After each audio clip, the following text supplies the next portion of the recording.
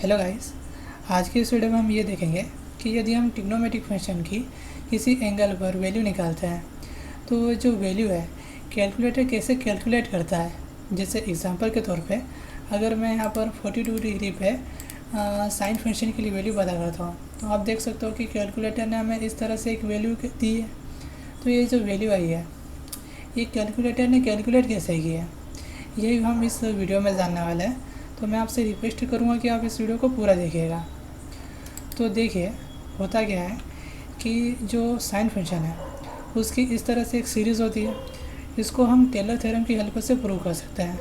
तो Taylor theorem क्या है, इसके ऊपर मैंने पहले ही बात कर ली है। इसके ऊपर एक वीडियो बनाया है जिसकी लिंक मैं ऊपर आई बटन में दे दूँगा और नीचे डिस्क्रिप्शन में भी दे दूँगा। तो अगर आप टेलर थ्योरम को पढ़ना चाहते हैं तो आप उस लिंक की हेल्प से उस वीडियो पर जाके पढ़ सकते हो।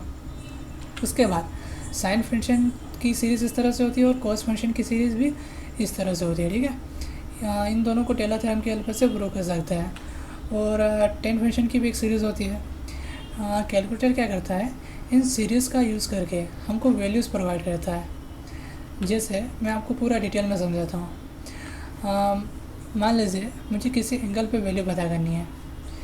तो एंगल जो है अगर हम डिग्री में लेते हैं, जैसे एग्जांपल के तौर पे अगर हम 30 डिग्री लेते हैं या फिर 42 डिग्री लेते हैं तो सबसे पहले तो हमको कैलकुलेटर में यहाँ पे सेट करना होगा कि हम एंगल डिग्री में ले रहे हैं या फिर रेडियन में ले रहे हैं। तो यहाँ पर हमने डिग्री पे सेट किया है। उसके बाद कैलकुलेटर क्या करता है, इस वैल्यू को रेडियन में कन्वर्ट करता है। जब इसको रेडियन में कन्वर्ट करता है तो उसके बाद इस यहाँ पर जो वैल्यू मिलेगी उसको टेलर सीरीज़ में रखा जाता है। टेलर सीरीज़ क्या, जो अभी मैंने आपको साइन फंक्शन, कॉस फंक्शन और टेन फंक्शन की सीरीज़ बताई थी, मैं उसकी बात कर रहा हूँ। उसके बाद हमको जो वैल्यू मिलेगी वो हमारा रिज़ल्ट होगा। तो आप देख सकते हो कि जब हम किसी एंगल पर ट्रिग्नोमेट्रिक फंक्शन की वैल्यू निकालते हैं तो कैलकुलेटर में इतनी सारी प्रोसेस होती है।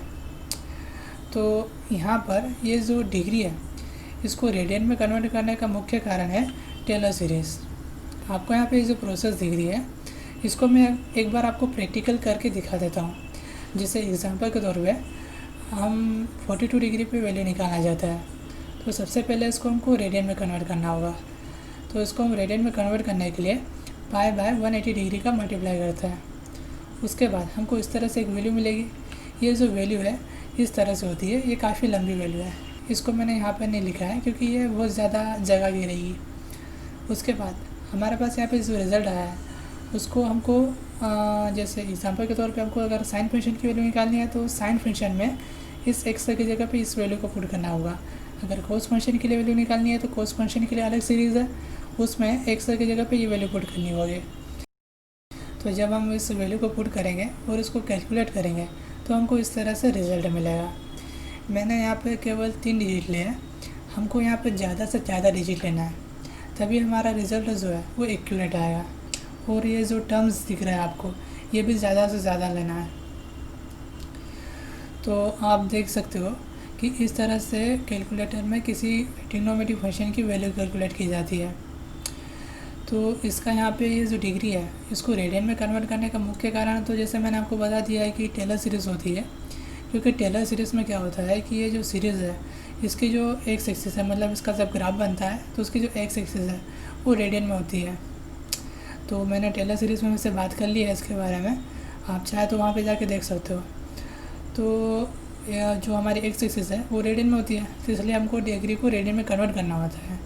और डिग्री और रेडियन क्या चीज़ है, डिग्री और रेडियन एंगल को मेज़र करने के दो अलग अलग पैमाने हैं। जैसे एग्जांपल के तौर पे हम दूरी को किलोमीटर्स में भी माप सकते हैं और मीटर में भी माप सकते हैं। दो अलग अलग पैमाने हैं। हम क्या कर रहे हैं, सिर्फ दूरी को माप रहे हैं। बिल्कुल वैसे ही एंगल के केस में क्या होता है, यहाँ पर 2 पैमाने हैं, एक डिग्री और एक रेडियन।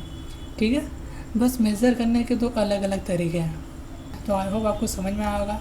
अगर आपके माइंड में किसी तरह का कोई डाउट है या फिर आप कुछ पूछना चाहते हैं तो आप कमेंट सेक्शन में पूछ सकते हो। Thanks for watching.